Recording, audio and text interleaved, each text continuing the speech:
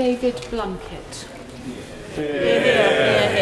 Madam Deputy Speaker, your constituency, Nottingham North, and my constituency were identified 10 years ago as having the lowest staying on rates and the lowest access to higher education in the country.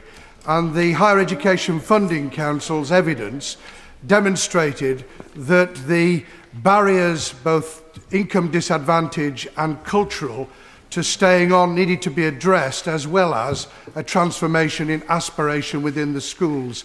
That transformation has taken place in my constituency, as it has across the country, with a 15 percentage point increase, 20 percentage point overall in terms of young people staying on at 16, and a transformation in the most deprived parts of the constituency. When Sir Robert Ogden, a businessman and philanthropist, first introduced bursaries in the mid-90s in the South Yorkshire coalfield, he was addressing, as the Honourable Member for Huddersfield has already identified, questions of cultural barriers to young people staying on, the culture within the community, within the family, as well as the attitude of the school and the young person.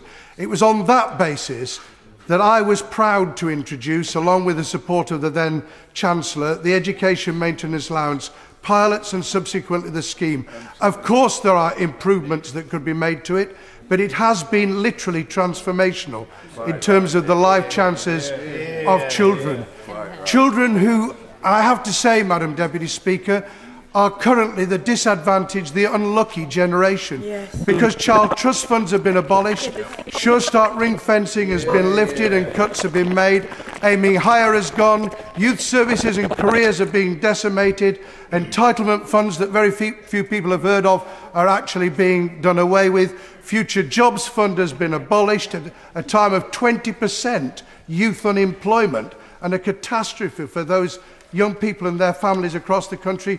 University fees trebled, and now Education Maintenance Allowance has gone, including, of course, for young people who are already receiving them, which is a terrible blow for themselves and their families. Yes, we do have a structural deficit. It happened by the June emergency budget to be 10 billion less than was projected in the budget of the previous March. We have actually seen an increase in government income above and beyond the measures taken, not least from North Sea oil and from the fuel escalator. So we have substantially more money coming in and major cuts, each cut justified by the same deficit reduction strategy, which means you could justify any cut in any budget at any time simply by referring back to that. So let's deal with what we might do. We might, for instance, have included post-16 child benefit for assessable taxable income. We could have done that as a choice, which would have been much fairer than cutting the education maintenance allowances whilst retaining it as universal. We certainly can't rely on the discretionary learner scheme being expanded, because there is one sixth form in an affluent area that receives as much for 8 pupils as 937 available to Longley Park College in my constituency. In other words, it's completely skewed.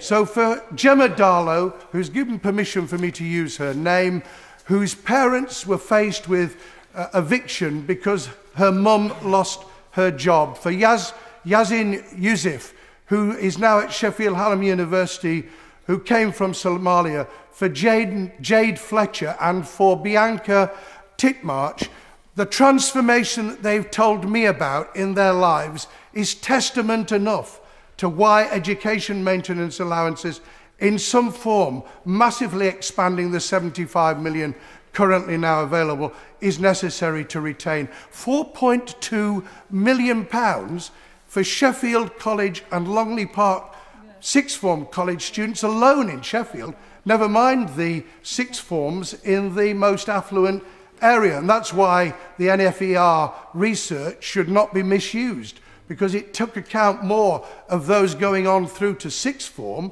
than it did to sixth form college and to FE, which, has rightly been said earlier, is the Cinderella of the education system.